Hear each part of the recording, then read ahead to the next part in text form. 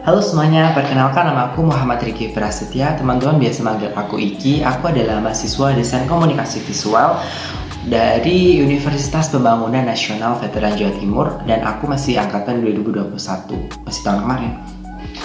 Pada kesempatan kali ini aku pengen bahas mengenai 5 desainer ternama di Indonesia yang tentunya sangat menginspirasi kita sebagai mahasiswa Desain Komunikasi Visual.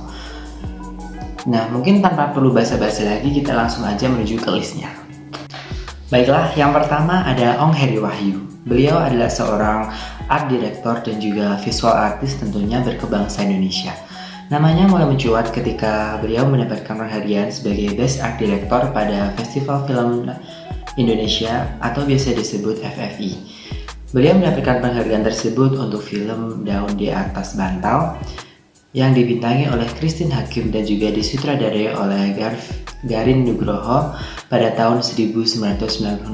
Selain itu, Om Heri Wahyu juga seorang penggerak seni di Kampung Negeri Prayan, sehingga kampung tersebut bisa dikenal sebagai kampung seni. Selain itu, karyanya yang juga cukup terkenal dan dikenal masyarakat luas. Dan juga karya ini adalah suatu karya kolaborasi dengan salah satu sastrawan ternama Indonesia, yaitu Pramoedya Anantathur. Beliau merupakan penulis novel Bumi Manusia. Novel dan filmnya cukup terkenal dan booming lagi pada tahun 2019 kemarin. Dan si Ong Heri Wahyu dan juga Pramoedya ini berkolaborasi untuk novel yang berjudul Gadis Pantai. Jadi si Ong Heri Wahyu ini semacam membuatkan desain cover atau desain sampul untuk novel karya Pramoedya ini dengan judul Gadis Pantai. Menurut saya novel ini cukup menarik, dan sebagai seorang mahasiswa desain dan juga pecinta sastra, jadi wajib banget baca novel ini. Karena novel ini antara sastrawan ternama dan juga desainer ternama, kan? Visual yang bagus dipadukan dengan gaya bahasa yang bagus. Selain itu, salah satu karya yang menurut saya juga terkenal dari Ong Heri Wahyu ini sebagai art director adalah karyanya pada film Habibie dan Ainun tahun 2012. Pastinya kalian udah tahu kan film ini betapa bagusnya, romantis dan film ini juga mendapatkan apresiasi yang cukup dari masyarakat luas. Dan yang kedua ada Ignatius Hermawan Tanzil. Desainer kelahiran Bandung ini sejak kecil udah gak asing nih sama yang namanya tinta dan juga desain, karena keluarganya memiliki sebuah bisnis percetakan di mana kesehariannya dia membantu keluarganya di percetakan tersebut. Beliau juga mulai menyalurkan minat dan bakatnya di bidang seni dan juga desain mulai SMP, sehingga dia memiliki rata-rata nilai seni yang cukup tinggi. Kemudian beliau juga melanjutkan studinya di California College of Art, dan dia juga bekerja di beberapa perusahaan yang memiliki ciri khas masing-masing, mulai dari arsitektur grafis yang spesifikasinya mengenai building office, kemudian brosur-brosur properti dan juga signage. Dan kemudian dia juga bekerja di salah satu perusahaan yang di bidang seperti kayak publikasi gitu, yang spesifikasinya menangani masalah buku dan juga majalah-majalah corporate. Dan yang terakhir, sebelum beliau kembali ke tanah air, beliau bekerja di Paul Kirchin Design yang spesifikasinya mengenai branding dan juga advertising. Karya beliau yang cukup populer adalah Project Laboy. Ini adalah project membranding sebuah restoran, dan dalam interviewnya beliau juga menjelaskan bahwa dia benar-benar meriset tentang bangunan yang akan di brandingnya ini. Dia menanya-nanya kepada pemiliknya dan ditemukan sebuah fakta bahwa bangunan ini memiliki sejarah untuk Indonesia, yaitu menjadi pertemuannya Bung Karno. Dan melalui riset tersebut, beliau menemukan sebuah ide tema untuk branding restorannya ini, yaitu Bunga Ranpai, yang memiliki arti antologi pusparagam sesuai dengan brandingnya yang memiliki keragaman dalam suatu kesatuan. Kemudian desain yang cukup terkenal kedua adalah desain majalah ini, yang menceritakan tentang perjalanannya di bidang desain dan juga seperti kayak pengalaman-pengalamannya sewaktu masih kecil atau nostalgianya sewaktu masih kecil dulu di bidang desain ketika membantu di bisnis keluarganya. Dan yang terakhir ada poster ADGI tahun 2006 yang berjudul Unifying Spirit.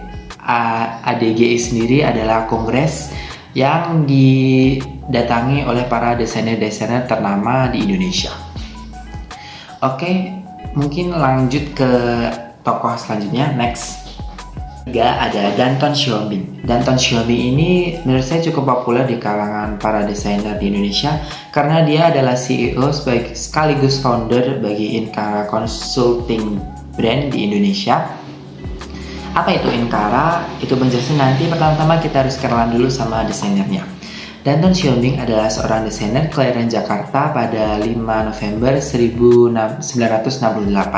Sebelum memulai karirnya di Indonesia, beliau ini bekerja di salah satu perusahaan grafis di Amerika yaitu Eyelet Graphics Art pada tahun 1997 sampai 1998. Di sana beliau bekerja sebagai pengarah seni. Kemudian pada tahun 2000 bersama Noman dia membangun Inkara Brand Consulting di mana perusahaan ini menangani masalah brand identity, brand quality, dan internal engagement untuk brand domestik dan juga brand internasional.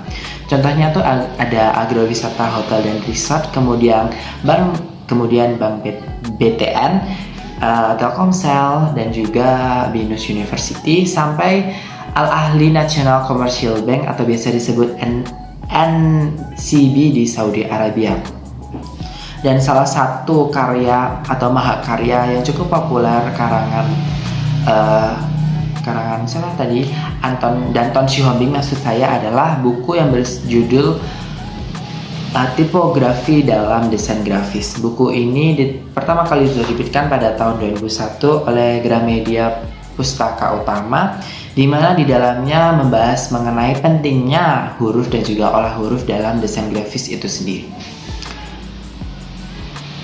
Hanya itu aja yang saya temukan untuk Danton Xiaoping, atau mungkin saya kurang riset, saya juga mohon maaf.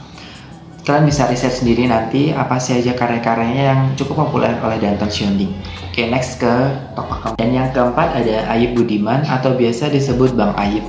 Bang Ayib sendiri adalah seorang desainer grafis yang cukup penting bagi para pendesain grafis Indonesia, khususnya keluarga besar Asosiasi Desain Grafis Indonesia atau biasa disebut ADGI. Bang Ayib pernah menjabat sebagai Ketua Umum ADGI. Dia juga merupakan pejuang industri kecil dan juga profesi, dan juga narasumber penting ketika awal pendirian ADGI itu sendiri.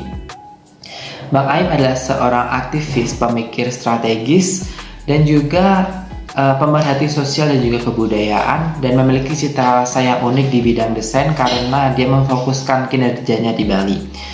Dia berpikir bahwa desain itu akan menang dan juga unik karena para pelakunya silang-seling menciptakan sesuatu perbedaan. Itulah yang dia terapkan pada salah satu mahakaryanya, yaitu Rumah Sanur Creative Hub di Bali. Ini adalah sebuah ruang sederhana yang menjadi ruang beragam kegiatan, mulai dari kegiatan pertemuan atau sekedar kita ingin bersantai di sana, yang menggeliatkan para UKM-UKM yang ada di Bali. Jadi kita di Rumah Sanur tuh bisa kayak mengadakan rapat kecil ataupun kayak sekedar ingin nugas atau kayak nongki-nongki gitu. Dan tokoh terakhir atau tokoh kelima ada Sakti Maki. Sakti Maki adalah seorang CEO founder, creative director, managing director, dan juga principal consultant yang bertanggung jawab penuh atas strategi brand development, kemudian brand expression dan brand activation di perusahaannya Maki-Maki Branding Consultant. Maki-Maki sendiri sudah banyak sekali bekerja atau menangani brand-brand baik itu regional, nasional maupun multinasional seperti Frisian Flag, Danone, Coca-Cola, dan juga Unilever Indonesia, dan masih banyak lagi tentunya.